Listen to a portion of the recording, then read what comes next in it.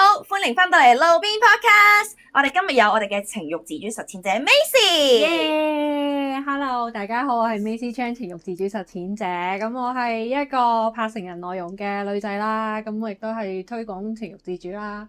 如果想知更多咧，我就又可以睇翻我之前嗰啲節目咧，因為我已經上嚟第三次啦。原來Macy 咧今日上到嚟咧就同我哋分享喺日本玩到啲好好玩嘅嘢喎，又有動態嘅，又有靜態嘅喎。不如分享下我哋靜態啲嘅先啦。靜態啲係啦，大家日本啊，梗係去得多㗎啦。咁啊，除咗飲食之外，其實有啲好好玩嘅嘢㗎。嗱，我今日次咧就唔係想講歌舞伎町嗰啲瀑布浴，嗰啲大家都識啦，同埋好多攻略啦，就玩啲靜態啲嘅，就斯文啲嘅，就係溫泉啊咁樣。咁溫泉我都去過啦。咁我梗係就唔係介紹啲普通溫泉。有啲咩特別咧？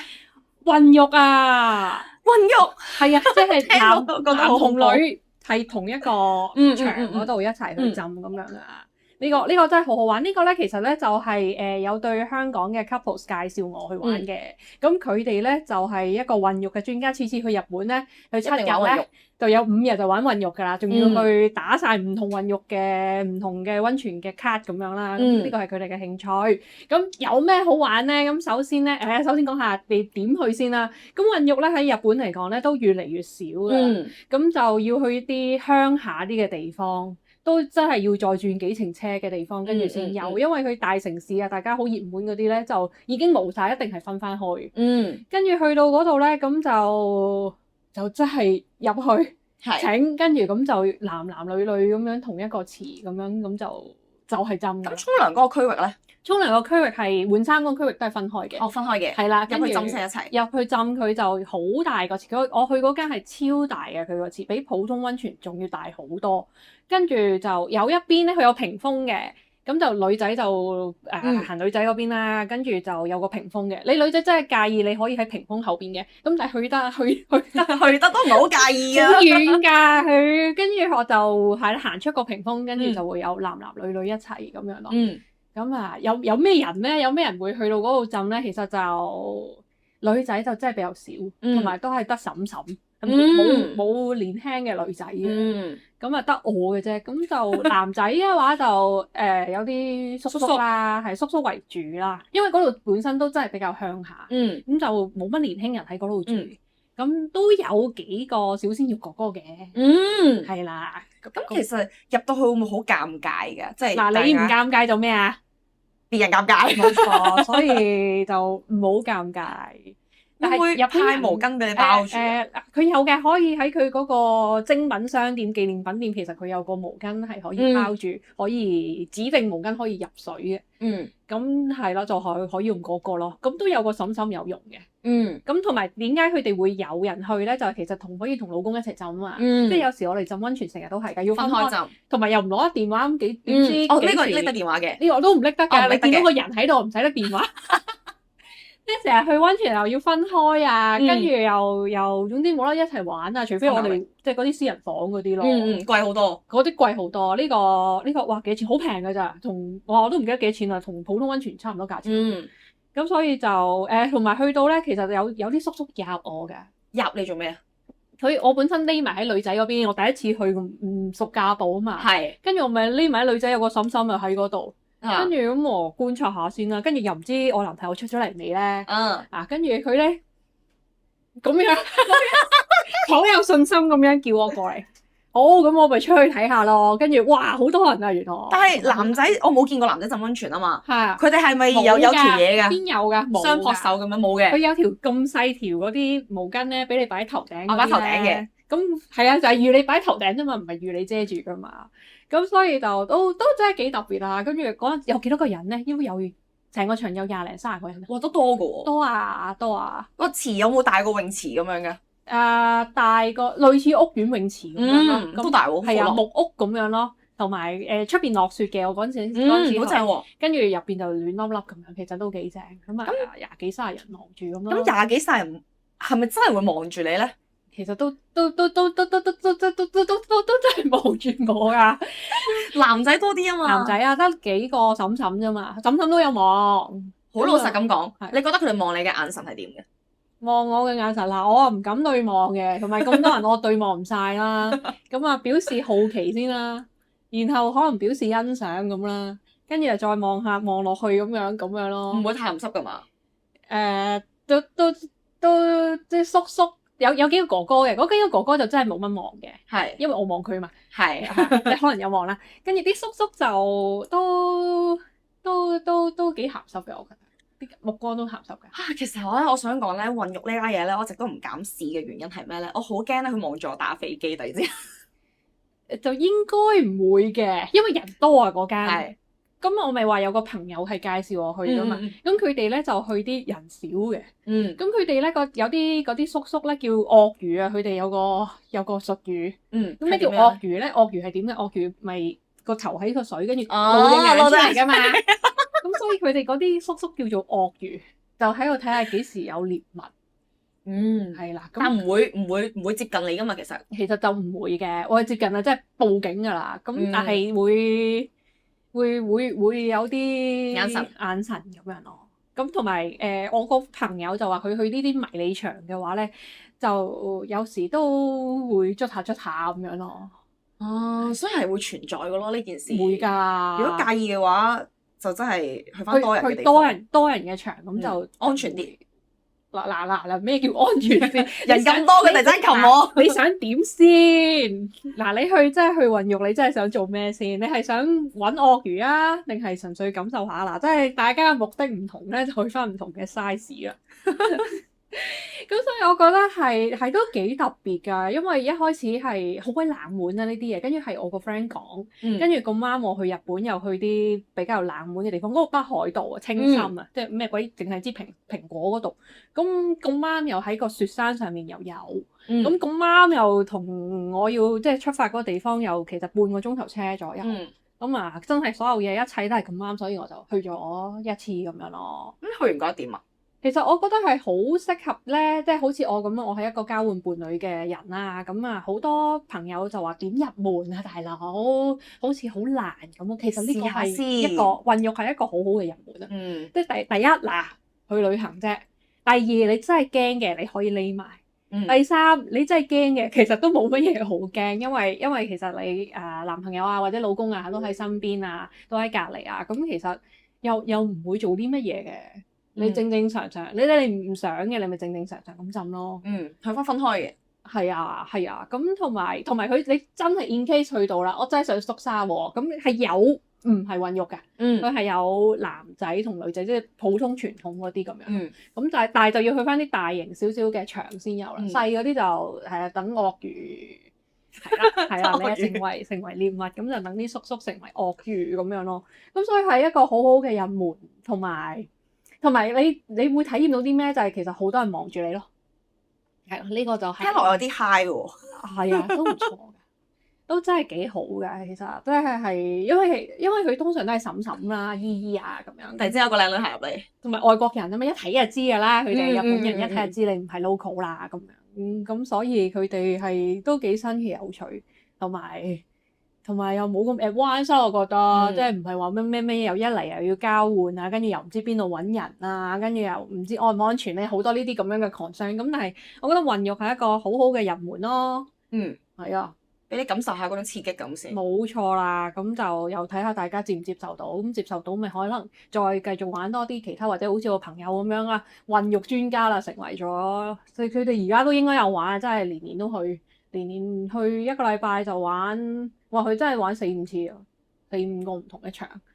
跟住我想講一 pair 去，其實都壯膽啊。係啊，咁啊叫多幾 pair 朋友去一齊去咁有得啫。突然之間肉帛相見。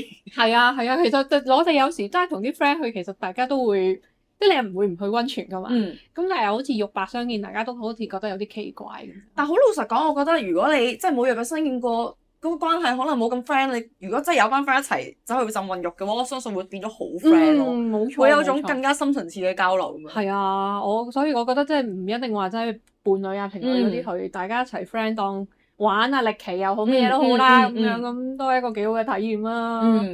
不如介紹下你嗰個動態啲嘅。哦，係啊，係啊，講完靜態，跟住我哋要喐動下噶嘛。咁呢個咧就喺大阪同東京先有嘅一個叫 Happening Bar 嘅一個物體。Happening Bar 係啦，發生的 bar 即係。嗯。咁係應該真係淨係日本先有噶。咁佢係咩嚟嘅咧？咁你估係咩嚟嘅 ？Happen 有咩事會 happen 啊？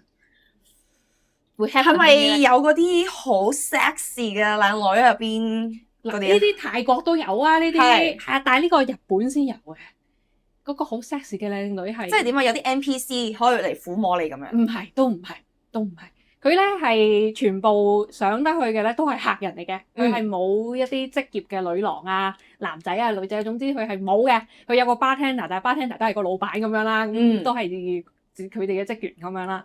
咁佢上到去 Happy 咩頻咧？咁其實就係一個你當係交友 app 嘅現場版咯。交友 app 現場版係啦，約炮嘅交友 app 嘅現場版，約炮交友 app 現場版係啦，冇錯啦。咁你上到去，其實大家都真係要知道係會做啲咩嘅，真係會做愛嘅喺入邊，喺個巴度，喺個巴入邊。佢係有房啊，定係大廳嚟㗎？佢有道門，係啦，道門就有啲屏風間出嚟嘅房，但係其實都係大廳嚟㗎啦。係啦，跟住咁，所以喺嗰個巴度，大家係會即係嗰個老闆都好好㗎啦，會有啲熱身嘅遊戲啊，跟住會有啲情趣嘅衫俾大家着啊，男又好，女又好都有㗎。即係一次過一班人一齊開始嘅，係啊，有時間嘅。大概某個鐘數佢開門，咁就大家陸陸續續到嘅，又冇話真係約一個時間，咁真係似酒吧咁樣咯。咁不過入到去，其實大家真係預咗會做愛嘅。然後嗰個老闆亦都係，哇，好得意啊！嗰個老闆佢有好多道具咧，例如嗰啲電筒啊，即係佢個巴暗暗地咁樣啦，跟住笑㗎，係啊，好得意㗎，好笑喺度照田雞。係啊，跟住佢又會有咗啲機械爪嗰啲咧，小朋友玩具咧，夾咧，嗰啲摸人哋。係啊，好正啊！係啊，佢又有呢啲小道具啊，跟住又飲少少酒啊，跟住佢亦都係有間房俾啲大家去換衫啊，咁換啲比較 sexy 啲，即係好多款嘅佢都，咁咪自己揀自己中意嘅，同埋男仔都要換喎，唔係即係好多時咧，淨係叫女仔換㗎嘛，係咯，佢男仔都有條好 sexy 嘅底褲，即係一次性嗰啲啦，跟住係俾大家換嘅，好似啲浴帽咁樣㗎，薄衣㗎。咁你入到去見到嗰啲男人係日本人多啊？日本全部哇！我差啲入唔到啊嗰次。就因為你係遊客。佢話我唔識講日文，咁你入到嚟點啊？咁樣跟住我哋攞住個 Google Translate 嘛，跟住我哋就話我而家都同你溝通到啦，我入去點會溝通唔到啊？跟住佢又覺得你又講得好有合理，我差啲入唔到啊！跟住咁樣我哋咪入到咯。咁同你男朋友一齊去㗎嘛？係啦，咁都可以一個女仔去嘅，咁佢亦都係有一個男仔單男咁樣去嘅，情侶咁都有。咁會唔會女仔少好多啊？少好多，係啊，但係供不應求喎咁。佢不嬲㗎啦，其實係冇辦法，不嬲喺邊度都係咁樣。咁我去到都有另外有個日本嘅姐姐啦，咁樣都喺入邊。咁啊有大概有6-7個男仔咁樣咯。咁呢都唔算多喎。唔算話好逼啊。係啊，嗰個老闆都有人流管制嘅。咁同埋呢下咧就呢下真係要呼籲大家學好啲英文啊。點解咧？就係因為嗰6-7個男仔咧，其實有一個係流利英文嘅。哇，好意外喎！日本人唔識講英文嘅喎。係啊，好多人，所以就係差啲入唔到去就係咁解啦。咁但係有一個男仔就粗流利的英文，咁佢真係可以同我好好溝通咁樣。咁啊，最後梗係揀咗佢啦。所以大家真係讀好啲，要學好英文。我好記得我之前去日本有一次，我問佢地鐵站係點樣行啦，原來地鐵站就喺後邊，但冇人識㗎。話俾我知，係啊，真係好差。係啊，即係大城市都好少少而家，但係你唔係大城市嘅話，真係我唔知點解佢哋咁。咁但係 anyway 咁總之係有個男仔係唔係好靚仔啊，但係佢流利溝通。最緊要溝通到嘅。係啊，如果唔係喂，我點知我第一次嚟啫嘛？點知陣間入到去會發生咩事啊？咁樣。咁有冇啲咩環節㗎？即係一開始就傾偈飲酒。係傾偈飲酒。咁就欣賞嘅啫，冇接觸嘅。咁跟住就開始接觸啦。開始咪攞嗰啲放就攞玩具玩，攞啲電筒啊，嗰啲夾啊，跟住之後啲男仔，即係個老闆又叫啲男仔換衫，即係換嗰條性感的底褲咁樣。跟住因為男仔換咗，女仔就會換啊嘛。咁我就同另一個姐姐入去，又換咗咁樣，跟住就玩啲再大膽啲嘅遊戲啊。跟住成扎一齊玩一嘅，齊玩嘅。哇，好正喎！係啊，之後就嗰個老闆就叫我嗱，你揀幾個入去啦咁樣。睇過有係啊，冇？係啊，好有儀式感㗎，仲叫我攞嗰隻嘅爪啊，嗰隻嘅揀你係啦，揀你係啦，係啦。跟住我揀咗幾多個咧？都揀咗3個，跟住嗰個姐姐就揀咗大概2個咁樣，咁就咁揀正嘅男仔咧，自己諗，自己諗，自己諗。但後尾我玩完出翻嚟，我見到有其他女仔嘅，咁佢哋都繼續傾偈咁樣咯。咁所以可能自己進修下英文喺嗰下。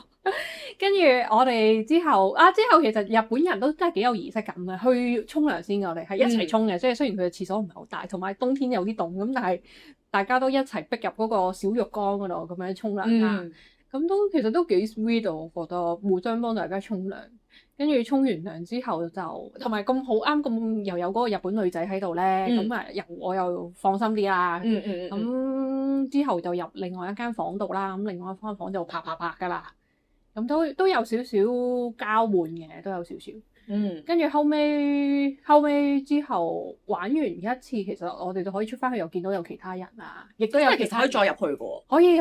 佢係點樣收費啊？佢點樣收費啊？佢嗰次情侶一個價，跟住包杯嘢飲，跟住單男又另一價又包杯嘢飲，你再嗌嘢飲就再計咁樣咯，都唔係好貴。不過情侶或者單女其實不嬲都平嘅呢啲。咁男仔就會貴啲咯。咁之後就入去就啪㗎啦。所以變咗佢係有個揀人環節㗎嘛。係啊。變咗你俾呢個入場費入去，其實唔一定有嘢玩。唔一定㗎。冇包㗎。咁但係呢個場個老闆應該都搞得幾好。即係如果唔係次次啲男仔嚟到，永遠都冇女嘅。咁就搞唔成啦，搞唔到落去咁樣咯。咁所以我覺得其實呢一個係比較 advanced， 我覺得即係混浴就我覺得人人合家歡嘅混浴係有小朋友去嘅係真嘅。咁但係呢一個happening bar 呢一嚿嘢係真係比較唔係咁新手 welcome 嘅，因為入到去你即係可以唔做嘅，其實你真係唔中意係可以唔做嘅，入去就睇下咁樣。可以嘅，觀賞可以嘅，但係你要說服到個老闆俾你入去。咁同埋我入去我都預咗會發生嘅。咁但係又其實佢哋都節奏都幾明快。係啦。咁我預可能我即係唔入就唔識聽佢哋噏乜鬼咁樣，我預可能坐1個鐘，咁最後半個鐘我就已經入咗去，大概係咁樣咯。但係我覺得都幾特別嘅。但係我唔會再去咯，我覺得我呢個玩一次就夠啦。點解嘅？係因為佢哋嗰度唔興交換定係點啊？其實佢哋唔興，即係嗰度唔係一個交換伴侶嘅一個酒吧，佢係即係因為佢有好多單男，亦都有一個女仔咁樣嘅一個酒吧啦。咁同埋最主要係溝通唔到啊！咁啱有個人識英文嘅喎，如果冇嘅話，我就真係企喺度咯，全程Google Translate 咯。咁所以就變咗冇咁好玩咯，我覺得。同埋佢哋日本男仔就真係比較心急。其實我覺得成件事佢哋係好心急嘅。會唔會係因為入得嚟呢間巴嘅人先係咁？可能係。咁佢哋好心急咁樣去玩遊戲，玩完遊戲又好心急叫我揀，咁揀完又好心急跑入去做咁樣。咁冇咁舒服。冇咁多鋪設啊！我覺得即係全部嘢，即係我都係即係香港人已經好急㗎啦。其實我都係一個幾急嘅人，但係佢哋比我更加急咁樣。咁同埋可能即係人生路不熟啦，去到日本咁，同埋佢哋可能個禮拜都嚟，咁我第一次嚟咁我都覺得係真係有啲急嘅。同埋佢哋好似玩完一次，同我玩完之後咧，就即刻跑翻出去，因為出面有其他女仔。係啦，咁我就玩完一轉，跟住得啦，要做我想做嘅嘢都做咗啦，咁樣跟住我哋就走咯。咁同埋我男朋友都好嘅，佢都同咗嗰個日本女仔都有一齊玩，咁都幾開心。都係個場4。係啊，唔撐啊，唔撐啦，繼續嚟啦，唔使撐啊。咁係一開始玩遊戲有少少 translate 咁樣咯。咁所以我覺得係幾特別嘅呢個唔同歌舞伎町嗰啲泡泡浴嗰啲啊，或者嗰啲大家即係上網有好多攻略。Happening Bar 基本上都冇乜中文，我真係未聽過。我係其他朋友介紹我，叫我去研究下呢一樣嘢。咁但係即係都真係冇乜攻略啊！香港即係中文嘅話都出翻個啊，咁就不如所以拍條片等陣講呢一嚿嘢啊。同埋佢係啊，你要說服個老闆俾你入去，因為佢唔好多嘢。其實日本咧好多嘢都唔預外國人買，即係牛郎。係啊，我有聽過。佢就話一定要講日文先得。係啊，牛郎店我都有去嘅，就因為我識咗個日本交換伴侶嘅朋友，咁一男一女咁樣，嗰個女仔帶我去嘅，咁我就去到啲 local 嘅牛郎店。如果唔係就去外國人嗰隻咯，咁都唔係唔得嘅，都可以試。個收費唔一樣噶嘛。哇！真係好似我去唔使錢㗎，原來牛郎日本 local 嘅牛郎店第一次去係唔使錢㗎。係啊，但係佢要攞你啲證件去登記咯。第二次就要收費啦，就劏啦，就真係好貴啦。所以第一次就氹咗你入去，跟住揀你中意嘅男仔，之後傾偈，跟住之後第二次就其實我都唔明點解佢唔俾外國人入去，因為佢哋本身日文唔叻啊嘛，唔係英文唔叻，係啊，變咗咧佢冇辦法同你建立一個情感關係咧，佢唔識講，你唔識氹你啊嘛，咁點用你啲錢啫？點要你使錢啫？係啊，你好難叫你下次再嚟嘅。係，同埋佢哋嗰個又唔似東南亞嗰啲嘛，東南亞佢好多人都識講中文或者英文啦，因為競爭大，你冇得唔學，你一定要學中文或者英文啊。咁但係佢哋即係本土嘅需求，其實佢哋已經夠啦，咁佢咪唔開放外國市場咁樣咯。但係牛郎店係合法㗎嘛？牛郎店合法。嗰個 Happening Bar 有冇啲咩特別嘅牌照咧？咁我真係唔知喎，佢又我諗佢都係合法嘅，因為唔係收錢啊嘛，大家冇一個性服務喺度啦，咁大家唔係收錢，同埋都係一個自願性質。係咯，呢個係自願性質咁樣。咁所以我覺得大家除咗去飲食完壽司郎，就真係可以去 Happening Bar 睇下有啲咩發生緊，啲咩事好有趣啊！呢個我覺得你去日本真係好抵去啊！呢個抵啊！我未聽過，因為又唔貴喎，好有趣。係喎，最緊要係大家都玩得開心。係啊，最緊要大家玩得開心咯。好，咁我哋下集翻嚟繼續。拜拜。